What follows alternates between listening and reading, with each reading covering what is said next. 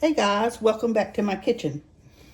I promised you yesterday that we would do an apple recipe today. So let's make a fresh apple cake. Now this recipe is from the 1970s. So it's tried and true and still delicious. So what we're going to do, it's very easy. You don't even have to have a mixer. We're going to, first of all, combine sugar. Where's my sugar? 2 cups of sugar. Just 2 cups of white sugar.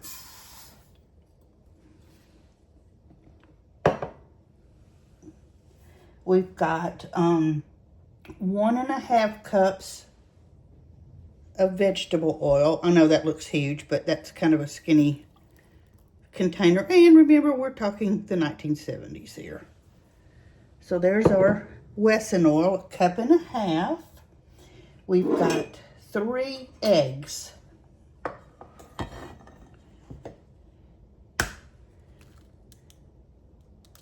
Add those right in there.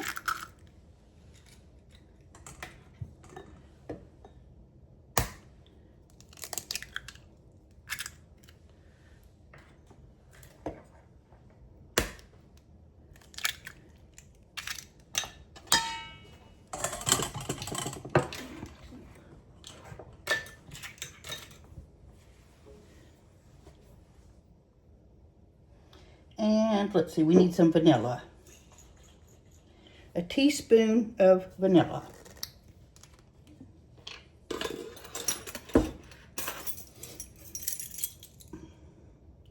And by the way, if you guys watched the cheese dip recipe yesterday, that was well received. I have been informed, okay, that's a little bit over a teaspoon, but oh well. I've been informed in my household that we are never to be out of the cheese dip, ever. Of course, that's not going to happen, but yeah, it was quite well received. All right, so there is our sugar, oil, eggs, and vanilla, and we're going to mix that all up. So if you didn't watch the cheese dip recipe, I hope you go back and do that. And as soon as I get this cake in the oven, I'm going to be adding the recipe along with the written instructions to my Facebook page. I just hadn't had time to sit down and do that yet, but I will be doing that in just a little bit.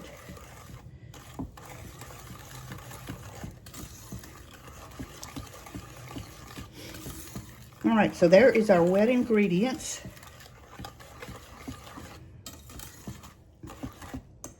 Again, if you want to use your hand mixer or stand mixer, that's fine. I cook so much that the less I have to wash, the happier I am. All right, so now we're going to do our dry ingredients.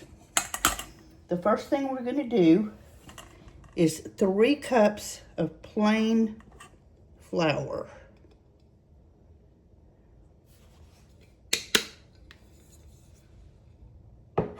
And we're just going to run it through the colander to sift it a little bit.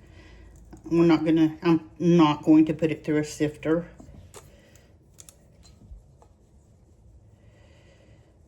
All right, so this is going to take just a second. So hang out with me. Okay, I'm right down at the end of the flour here. So let's go ahead and add in the rest of our dry ingredients. I'm going to do a teaspoon of baking powder.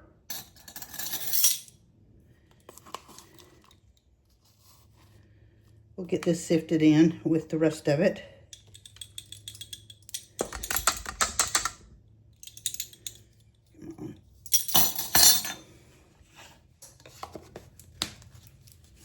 Okay.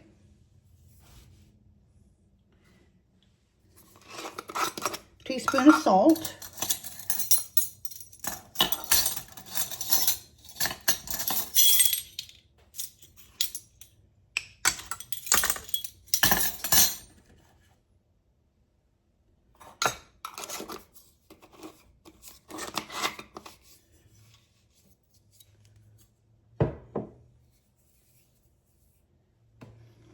a teaspoon of baking soda,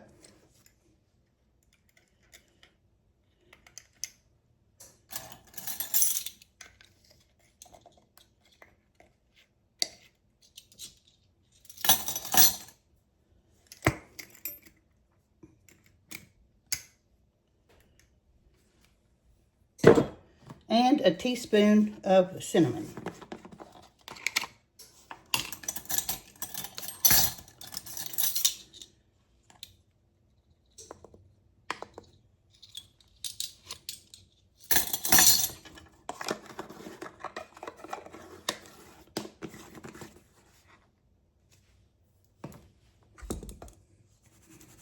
Let's go ahead and get that sifted in.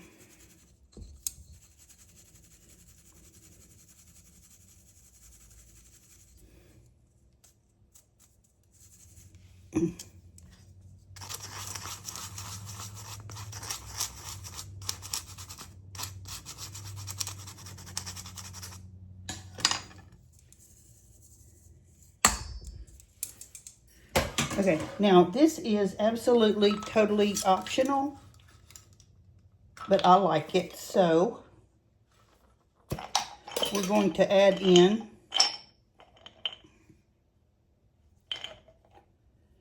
a little bit of nutmeg. We're just going to add in just a little bit, maybe half a teaspoon. And again, this is totally optional. I just like the flavor of nutmeg. It's very reminiscent of fall. And oh my gosh, it smells so good. Oops. Well, that was cool.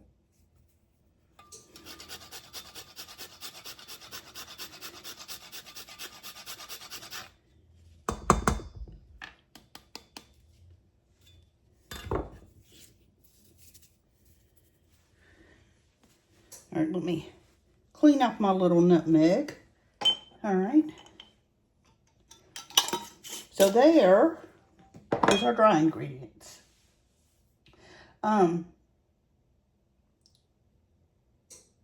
We're going to add our dry to our egg, oil, sugar mixture.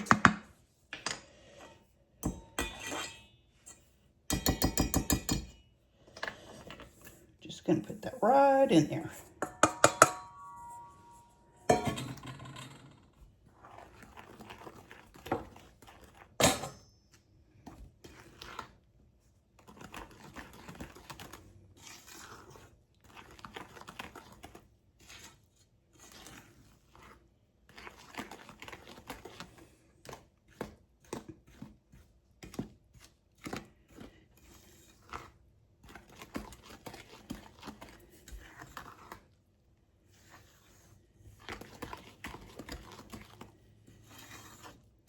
Now this cake will last several weeks if you put it in the refrigerator.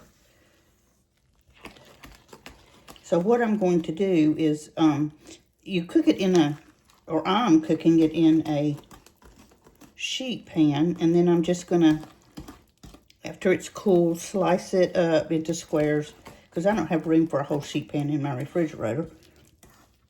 And just put it in a Tupperware container. And put it in the fridge for snacking. This is a good cake to take for a potluck or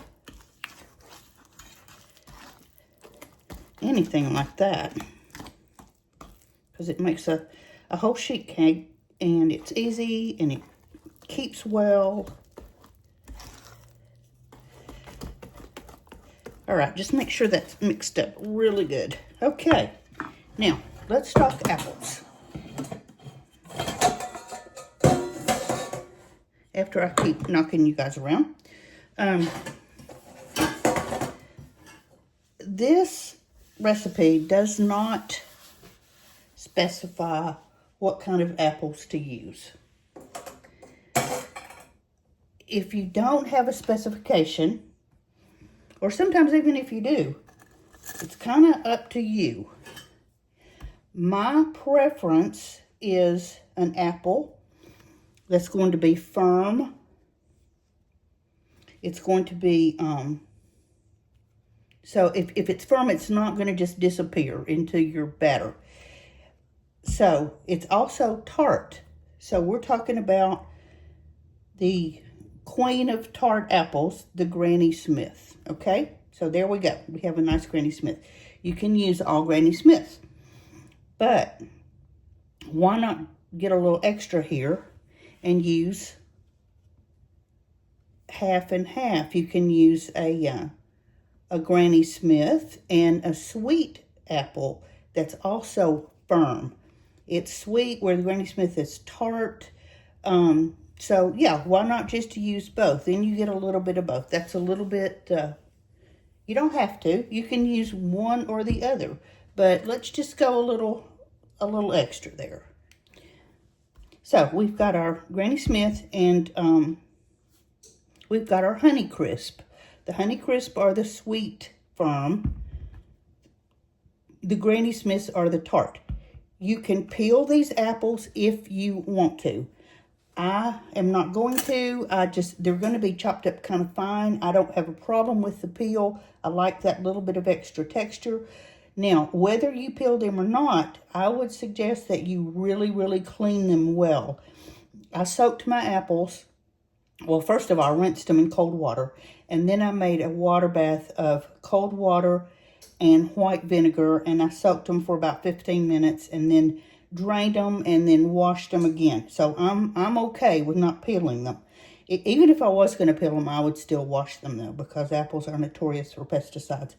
So the next thing we're going to do is cut our apples up into small pieces. Again, peel if you would like.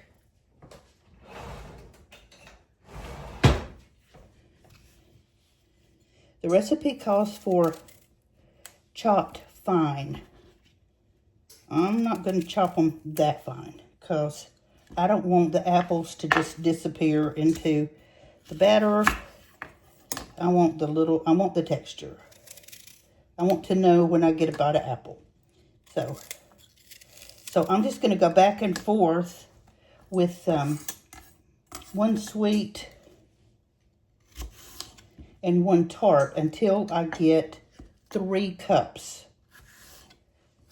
So when that happens, I'll be back. We've got our apples chopped up. And I used one each, one Honey Crisp and one Granny Smith. It came to just a tiny, tiny bit over 3 cups when I chopped up both apples. And that's how fine I chopped them. I didn't just make them super fine. So we're going to get all this mixed in. It's a very dense batter.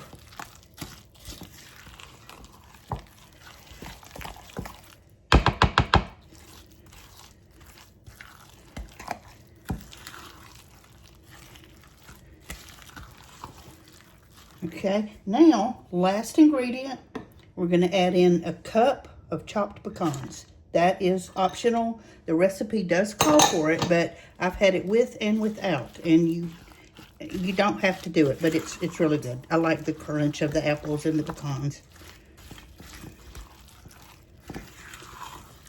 So make sure that's all well combined.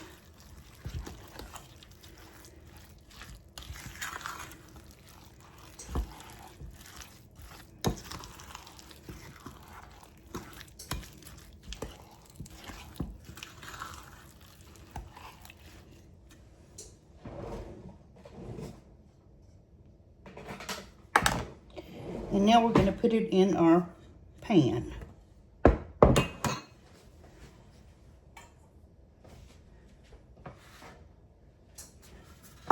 I have a 9x13 pan that I sprayed with baking spray.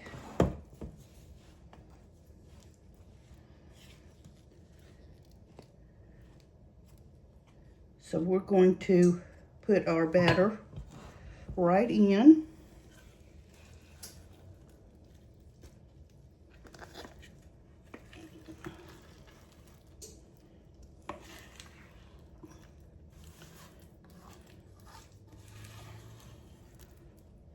And again, this batter is very dense.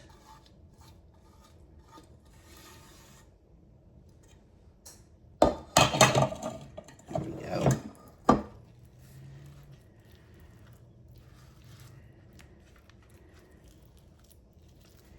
Kind of spread it around.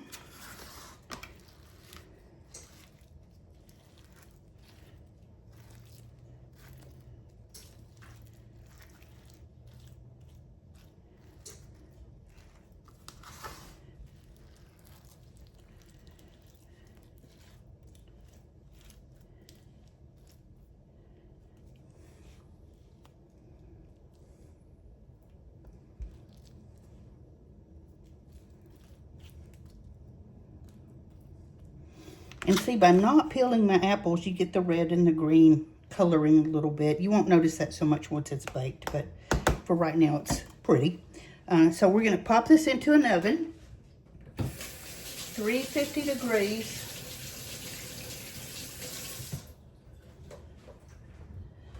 For about 55 to 60 minutes. And I'm going to keep an eye on it. And we'll come pull it out and you pull it out when the cake kind of pulls away from the sides. So we'll be back when that's at that point. We're almost ready to pull our cake out. So let's make some topping. So I have a stick of butter. I'm just going to melt the butter. This is so easy. It's just a pour over. It's just going to add just that little extra pop to your cake. So we're melting our butter, one stick of butter.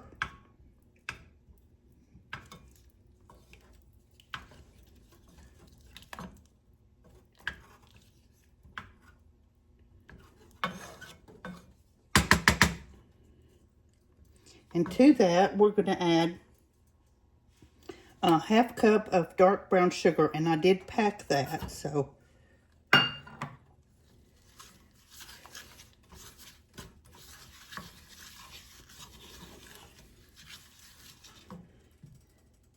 And a quarter cup of milk, just whole milk. It doesn't specify whole, but that's what I have. So we're going to let the butter melt and the sugar dissolve. We're going to bring it to a boil, but we're not going to sit and let it boil. We're just going to bring it up to a boil. So we'll be right back. As you can see, everything's melted and blended, and our mixture is starting to bubble. So we're just going to turn it off and take it off the heat until our cake comes out of the oven. I pulled our cake out of the oven. It's been right at an hour, and you can see it's sort of pulling away from the sides a little bit. So we're going to let it cool, but while it's still hot, we're going to put our topping on it that we just made.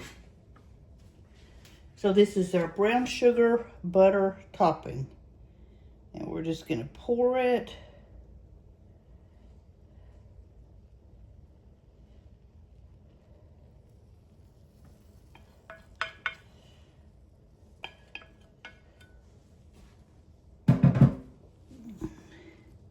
And kind of smooth it out.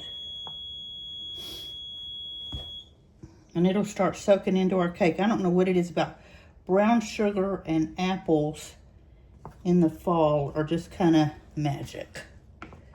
So there we go, fresh apple cake. Now I'm going to have to let it sit for a little bit, but sometime in this evening, I will cut it so you guys can see what it looks like on the inside. So, but for right now, let's let it cool. As you can see, our brown sugar and butter topping has all soaked into the cake, and it's still a little warm, but it's fairly cool. I mean, you can touch the pan cool. So I'm going to cut a little bit so you guys can see what it looks like on the inside. And again, if you refrigerate this cake, it will keep for quite a while, couple weeks anyway. And I know that's weird, but it really will. This is kind of hard to get out, but let's try. Okay, so there's our fresh apple cake.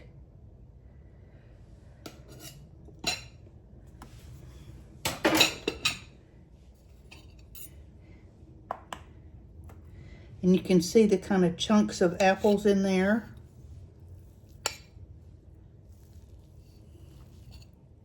This can be, this is a great coffee cake, a snacking cake.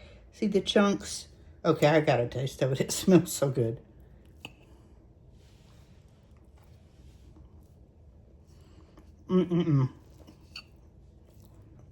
It's delicious. You get the chunks of the apples. You get the crunch of the pecans. The pecans are just not overwhelming. They're just perfect. The brown sugar topping just sets it off. So there is my fresh apple cake, the first baking recipe for fall. I hope you guys try it. I hope you enjoy it. I know a lot of people have been asking for apple recipes. So here we go. Let's start it out with this one. And this is, like I said, goes back to the early 70s. So try it. Let me know how it is. And I hope you've enjoyed the video. Thanks for watching. Please subscribe. Please go to my YouTube page at Mimi the House Hobbit. I really need some support. Get over there and like, share, follow, all that. And go make a cake. Happy cooking, and we'll talk tomorrow.